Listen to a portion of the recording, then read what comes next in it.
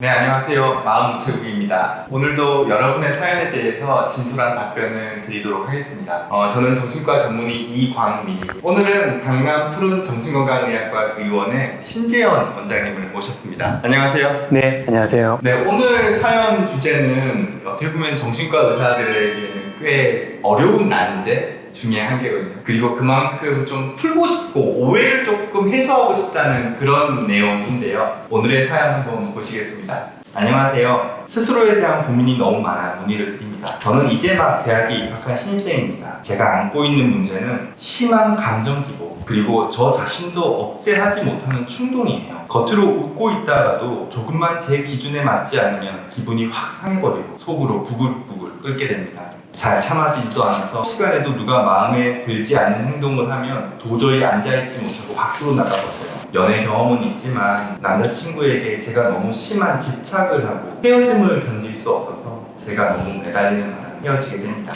이런 문제는 꽤나 오래됐어요. 거의 6년 가까이를 상담과 정신과 치료를 받았는데 좋아지는 것은 솔직히 하나도 없는 것 같습니다. 제가 자라오면서 겪었던 부모님의 학대, 따돌림 같은 것들이 지금의 제 모습을 만들었다는 건 알겠는데 그러고 나면 뭐 어쩌라고 이런 생각이 들 뿐이에요. 지금은 치료에 회의감을 느껴 겨우 소량의 약으로만 유지하고 있는 상태입니다. 상담을 계속 받다 보니 선생님이 저에게 경계성 인격장애라고 하더군요. 찾아보니 정말 저랑 똑같은 걸 보이는 병이더라고요. 그런데 성격장애는 평생 안고 가야 하는 문제고 바뀔 수 없다는 이야기를 많이 해서 큰 충격을 받았습니다. 선생님, 저는 정말 변하기 힘든 걸까요? 제가 좋아지기 위해서는 어떻게 해야 할까요?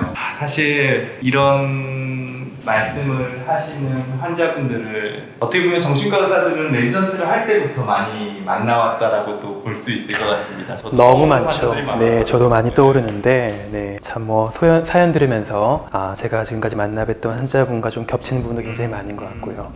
좀 공통적인 특성이 있죠. 먼저 드는 생각이 이런 거였어요. 지금 6년 가까이 상담과 치료를 하시고 약물 치료도 하셨으면 꽤 오랜 기간 동안 어떻게 보면은 진료적인 과정을 거치신 건데요. 지금 사연을 주신 분 같은 경우에는 어떻게 보면 그 치료가 다 부질없다? 아무 효과가 없는 것 같다? 이런 말씀을 사연에서 하셨거든요. 근데 정말 없는 걸까요? 어떠세요? 저는 정말 없다고 생각하지는 않고요. 일단 제가 딱 드는 생각은 진료를 한 곳에서 좀 꾸준히 받으셨다기보다는 아마 치료자가 좀 자주 바뀌셨거나 치료 형태가 좀 자주 바뀌셨었지 않을까 하는 좀 생각이 들긴 하거든요. 저랑 생각이 비슷해요. 네. 구체적으로 치료를 받은 내용이 언급이 되고 있지는 않지만 정말 한 치료자에게 오랫동안 치료를 받았다면 이렇게 실망하실까 이런 생각이 들어요. 그런 생각이 좀 들기는 하고요. 네. 근데 여러 선생님들한테 치료를 받다 하더라도 일단 6년의 시간을 끌어오시면서 받았다는 거는 그래도 어찌됐건 간에 몇 개월 혹은 경우에 따라서는 1, 2년 정도는 그래도 여러 선생님들 중에서 한 선생님께 꾸준히 받으면서 뭔가를 얻었을 가능성은 있을 것 같은데요. 그거에 대해서 혹시 어떻게 느끼시나요?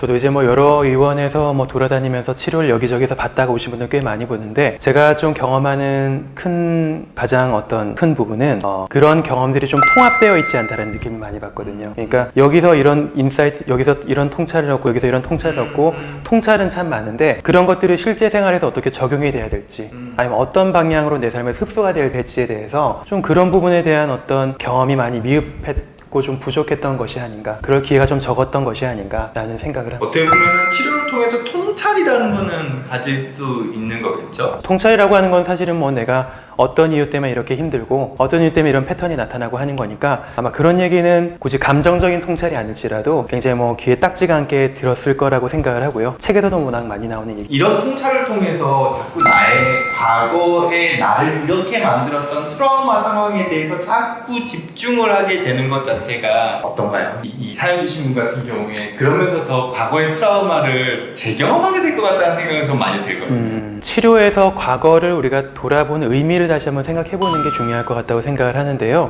제가 환자분한테도 많이 말씀드리지만 결국에는 과거를 돌아본 이유가 단순히 과거에 나를 괴롭혔던 사람한테 화를 내거나 아니면 그런 분노를 터뜨리거나 아니면 그런 얘기를 하면서 해소하기 위한 것은 절대로 아니고요. 그런 나에게 나를 힘들게 했던 사람의 포커스를 맞추기보다는 그동안 많이 힘들었을 나를 돌아보면서 나에 대한 연민을 좀 더 가지도록, 그리고 내가 힘들었던 나에 대해 나를 이해하면서 좀 더 안아줄 수 있는 그런 마음이 들도록 그렇게 좀 느끼기 위해서 과거를 돌아보는 것이다라고 제가 설명을 많이 합니다. 즉 과거의 내가 있고 현재의 내가 있다. 현재의 내가 과거의 나를 좀 안아주고 위로해주라는 그런 말씀. 그런 마음이 들 수 있도록 과거를 돌아보는 것이 가장 중요한 목표가 되겠죠. 근데 과거를 돌아보는 것 자체에만 매몰되어서 너무 옛날 얘기만 하다 보면 치료는 진행이 되지가 않고요. 과거의 기억에만 자꾸 사로잡히기 때문에 더 이상 나는 앞으로 나가지 못하는 경우가 굉장히 많죠. 과거와 현재를 뚜렷하게 구분하려고 하는 시도는 되게 중요하거든요. 지금의 나는 힘없고 어리고 나약했던 과거의 나랑 다르게 상당히 성장해 있고 어떻게 보면 여러 가지 힘든 상황들이 오더라도 헤쳐나갈 수 있는 능력이 있음에도 불구하고 자꾸 과거의 나로 본인 스스로가 돌아가면서 스스로를 계속 저평가하게 되는 경향이 있는. 맞아. 결국 이제 마음 안에 갇혀서 실제 내 삶과 접촉하지 못하게 되는 문제가 많이 생겨나죠. 그래서 결국 중요한 거는 내가 그렇다면 과거에 내가 이랬고 현재 내가 이렇다면 그러면 앞으로 내가 어떤 노력을 할 것인가를 좀 방향을 함께 설정해 나가는 것이 가장 중요할 것 같아요. 이거 뭐 단순히 경계성 성격장애라는 진단을 받으신 분들만 해당되는 것이 아니고요. 모든 질병이 다 그렇죠.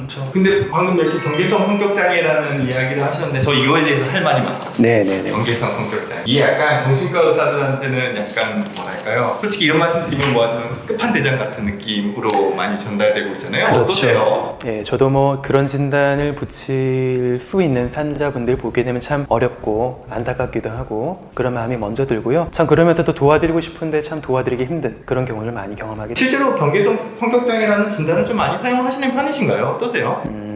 저는 사실 진단을 붙인 걸 별로 좋아하지는 않아서요. 성격장애라는 진단 사실 어떻게 보면 좀 주홍 글씨 같은 낙인이 될 수밖에 없기 때문에요. 그런 진단 받은 분들이 저희 병원 와서 뭐 이런 진단을 받았다라고 얘기하고 어떻게 치료해야 되냐라고 많이 물어보시는데 저는 일단 가장 먼저 드리는 말씀은 절대로 성격장애라는 것에 자신을 가두지 말라라고 제가 설명드리거든요. 그런 성격장애 진단을 가만히 훑어보게 되면 다 해당되죠. 저도 해당되고요. 아마 선생님께도 해당될 거라고 생각이 되는데 네네. 그런 진단에 한 가지 진단 기준 다 해당이 되는데요. 결국엔 그런 것들이 내 삶에서 얼마나 강렬하게 나타나거나 나를 괴롭히는가에 따라서 진단을 내리기도 하고 내리지 않기도 하지만 그리고 성격장애라는 진단은 불안전성이 있는 진단이라고 저는 생각을 합니다. 실제로 DSM이라는 그런 진단 체계에서 성격장애를 진단하려고 하지만 여기서 탈피하는 노력들이 굉장히 많죠. 그렇죠. 요번에 뭐 이렇게 줄여서 다축 진단 체계라는 사용하는데 성격장애는 이 축에 들어가요. 두 번째 축에 들어가서 하나의 그냥 증상이 아니라 배경을 형성한다는 거지 실제 정신과적인 어떤 증상이나 질병에 대한 거를 충분히 커버하는 영역은 아니기는 하죠. 특히 이런 얘기 많이 쓰잖아요. 경계성격 장애는 바뀌지 못한다. 어떻게 보면은 뭐 오늘 사연 주신 분도 이 진단명을 가지게 되면